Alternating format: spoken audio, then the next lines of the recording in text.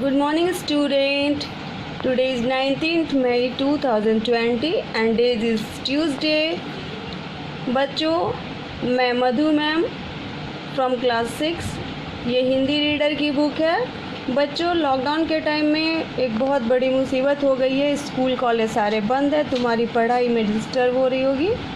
लेकिन फिर भी अगर कुछ बच्चों ने बुक खरीद ली है, अगर नहीं खरीदे हो तो दुकान खुली हुई है, वहाँ से जाके बुक ले आना।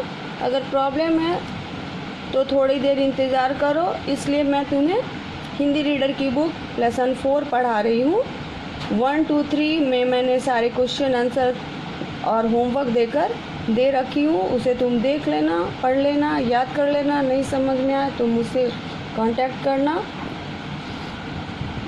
आज मैं तुम्हें लेसन 4 माँ का एक कहानी कविता पढ़ा रही हूँ। इस कविता में गौतम बुद्ध की पत्नी अपने पुत्र को अपने पति के बचपन की घटना सुना रही है कि कैसे उन्होंने शिकारी से एक पक्षी को बचाया था। इस घटना के से वे अपने बालक में उदारता, जीवों के प्रति दया, प्रेम व निर्भयता का भाव जगाना चाहती है।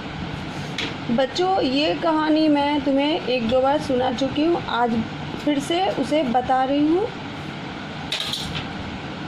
गौतम बुद्ध के अनुसार सत्य के मार्ग पर चलते हुए कोई व्यक्ति 2 ही गलतियां कर सकता है। पहली, पूरा रास्ता तय न करना, और दूसरी, इसकी शुरुआत ही न करना। बच्चों, इस कविता में जो कहा गया है वो मैं तुम्हें पढ़ के बताती हूँ, ध्यान से सुनो। माँ का एक कहानी। राजा था या रानी, माँ का एक कहानी। तू है हठी मानधन मेरे, सुन उपवन में बड़े सवेरे। तात भ्रमण करते थे तेरे, जहाँ सुरभि मनमानी, जहाँ सुरभि मनमानी। हाँ माँ, यही कहानी। बच्चा अपनी माँ से कह रहा है, माँ मुझे एक कहानी कहो जिसमें राजा था या रानी, माँ मुझे एक कहानी कहो।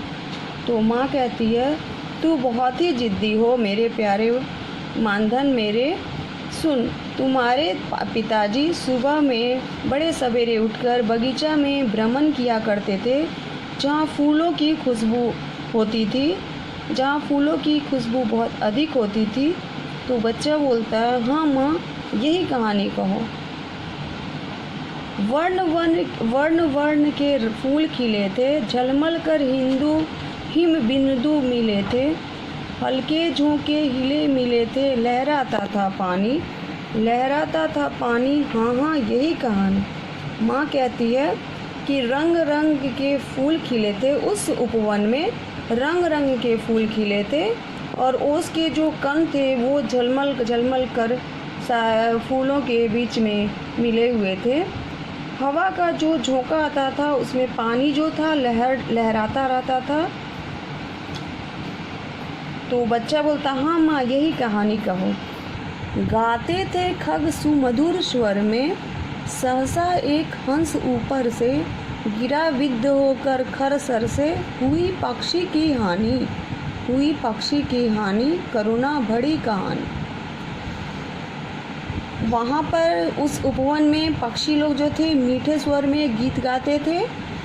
सहसा तभी एक हंस ऊपर से आकर गिरा, जिसके शरीर में तेज धार वाला बाण लगा हुआ था, और उस पक्षी की हानि हुई। वो नीचे गिर गया क्योंकि उसके शरीर में बाण लगा हुआ था। किसी ने उसे तेज धार वाले बाण से बिधकर उसके शरीर में लगाकर नीचे गिरा दिया था, जिससे पक्षी की हानि हुई थी। ये बहुत ही करुणा भरी कहानी है। चौक उन्होंने उसे उठाया, नया जन्म सा उसने पाया। इतने में आखेटक आया, लक्ष्य सिद्धि का मानी, लक्ष्य सिद्धि का मानी, कोमल कठिन कहानी।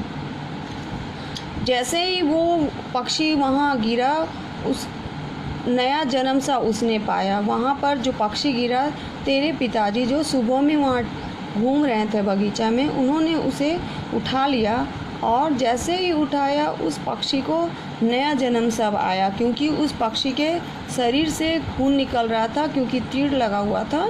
और जैसे ही उन्होंने उठाया इतने में ही आखेटक आया। इतने में वहाँ पर वो शिकारी जिसने हंस को तीर से मारा था, तीर बाण से मारा था, वो वहाँ आ गया और उसने कहा कि मैंने इसे अपना लक्ष्य साध कर सफलता पाई है, मैंने इसे मारा है, तो ये जो हंस है ये मेरा है, इसे मैं लूँगा। मांगा उसने आहत पक्षी, तेरे तात किंतु थे रक्षी। तब उसने जो था खगभक्षी, हट करने की ठानी, हट करने की ठानी, अब बढ़ चली कहानी। तब उस आखेटक ने, उस शिकारी ने उस घायल पक्षी को मांगा, कहा ये मेरा है, मैंने इसे लक्ष्य साध कर सफलता प्राप्त की और इस पक्षी को मैंने मारा है, तो इस पर अधिकार मेरा ही है। लेकिन तुम्हारे पिताजी जो थे वे रक्षक थे, वो रक्षा करना चाहते थे। उसने उस पक्षी को उठाकर कहा कि ये पक्षी मेरा है क्योंकि मैंने इसकी रक्षा की है। तब वो जो आखेटक था, जो शिकारी था, उसने हट लिया, नहीं ये पक्षी मेरा है, मैंने इसे मारा है। उसने इतना हट कर लिया कि ये कहानी जो थी आगे बढ़ चली, कहानी बहुत आगे बढ़ गई। हुआ विवाद सदैव निर्दय में, उभय आग्रही थे स्व विषय में, गई बात तब न्यायालय में, सुनी सभी ने जानी, सुनी सभी ने जानी, व्यापक हुई कहानी। झगड़ा जो था इतना बढ़ गया, दोनों जो थे आग्रह करने लगे कि ये मेरा है। मारने वाला ने कहा कि ये मेरा है, बचाने वाले ने कहा ये मेरा है। इसी विवाद में वो जो मामला था वो न्यायालय में चला गया। सभी ने वहाँ कहानी को सुनी और इस तरह ये कहानी फैल गई कि ये मेरा है, ये मेरा है कह के न्यायालय में बात को बढ़ाकर बोला गया और लोगों ने सुनकर इसका फैसला करने को सोची। राहुल तू निर्णय कर इसका, न्याय पक्ष लेता है किसका, कह दे निर्भय जय हो जिसकी, सुन लूँ तेरी बानी, माँ मेरी क्या बानी, मैं सुन रहा कहानी। अब माँ कहती है राहुल तू ही इसका फैसला कर, बेटा तू इसका फैसला कर, न्याय जो है पक्ष किसका लेता है, तू बिना डरे हुए कह दे कि जय किसकी होगी। तो बच्चा बोलता है माँ मैं मेरी क्या बानी, मेरी क्या बोली सुनोगी, मैं तो कहानी सुन रहा हूँ। कोई निरपराध को मारे तो क्या अन्न उसे न उबारे, रक्षक पर भक्षक को वारे, न्याय दया का दानी, न्याय दया का दानी, तूने गुनी कहानी। तो बच्चा बोला कि कोई निर्दोष को कैसे मारेगा, तो अगर कोई निर्दोष को जो बिना निरपराध का जो होते हैं उसे अगर कोई मारता है तो कोई उसे बचा भी तो सकता है। रक्षक पर भक्षक को मारे, जो रक्षा करते हैं वो जो मारते हैं उससे ज़्यादा अच्छे होते हैं। न्याय दया का दानी, इसलिए न्याय जो है दया होना चाहिए। जिसने हंस को बचाया है, मारने वाले का हंस नहीं होता है, मारने वाले से बचाने वाले का ज़्यादा हक होता है। तो माँ ने कहा बस तुम्हारी यही महत्व है, तुम्हारे यही गुण है जो तुमने दया के तरफ करके बचाने वाले के हक में न्याय दिया है। बच्चों ये कविता मैथिली शरण गुप्त ने लिखी है। तो अगर तुम्हें ये कविता समझ में नहीं आई तो मैं फिर से एक बार बता देती हूँ। इस कविता में बच्चा माँ से जिद करके एक कहानी सुनना चाहता है। तो माँ कहती है कि सुनो बेटा, तुम्हारे पिताजी रोज़ सुबह उठकर बगीचे में घूमा करते थे। उस बगीचे में फूलों की खुशबू बहुत अधिक होती थी। वहाँ रंग बिरंग के फूल खिले हुए थे और उसकी जो कण थे वो सारे फूलों पर, घास पर झलमल झलमल कर रहे थे और जो हवा के झोंके थे वे पानी को लहराता हुआ दिखा रहे थे। पानी में जो लहर आती है हवा के झोंके से वो दिखाई दे रही थी। उस उपवन में सारे पक्षी मीठे स्वर में गाया करते थे। तभी एक हंस के ऊपर तेज़ धार वाला बाण लगा हुआ था, वो नीचे आकर गिर पड़ा और पक्षी जो था उसकी बहुत हानि हुई क्योंकि उसे घायल कर दिया गया था। तभी वो उसके पिताजी ने उसको गोदी में उठाया और जैसे ही उसने हंस को उठाया उसी समय एक शिकारी आया और उसने कहा कि मैंने हंस को मारा है इसलिए हंस मेरा है। लेकिन उसके पिताजी बोले कि नहीं, मैंने इस की रक्षा की है, इसलिए ये हंस मेरा है। दोनों में हट हो गई, दोनों ने अपने अपने को बड़ा बताने लगे।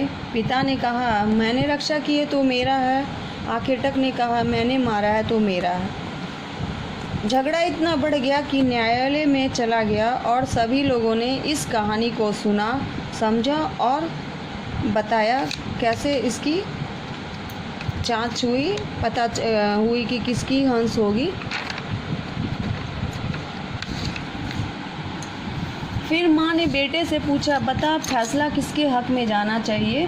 तो बच्चे ने कहा कि जब किसी निर्दोष को कोई बचाता है तो मारने वाले से बचाने वाले ज़्यादा ही अच्छे होते हैं, इसलिए हंस जो है बचाने वाले का होना चाहिए।